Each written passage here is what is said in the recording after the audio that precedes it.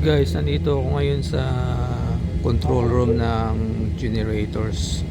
So basically ganitong itsura ng control room sa mga planta sa generator nila. So andito ako ngayon, you know, mag-start up kami ng isang generator. Mabuti na lang pinag-aaral ako ng nanay ko ng engineering, dahil kundi baka sa factory ako ng mayonnaise nagtatrabaho ngayon, tagabiyak ng itlog.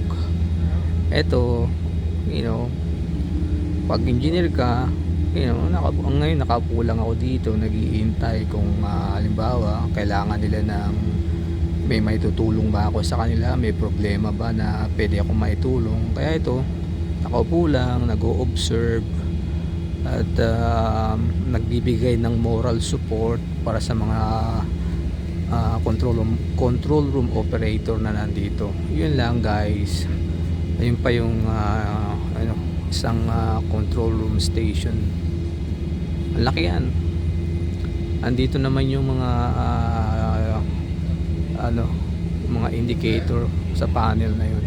At ito naman yung mga process kung saan makikita mo kung anong nangyayari sa isang generator at saka sa mga proseso ng ibang planta. So guys, ayan ang generator namin. We have 3 steam generator. Generator 1, 2, and then 3. And then nandito ako ngayon sa loob ng control room. So ito naman yung dito namin shutdown yung mga generator kung mayroong emergency shutdown. Yan.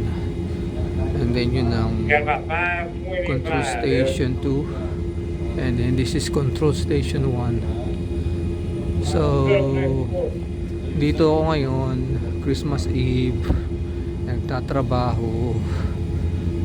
Tinawagan ako, emergency. So I'm glad na dumating ako. At least may naitulong ako kahit paano. Hindi pala ako walang silbi. Yun lang guys. Merry Christmas sa inyo lahat dyan.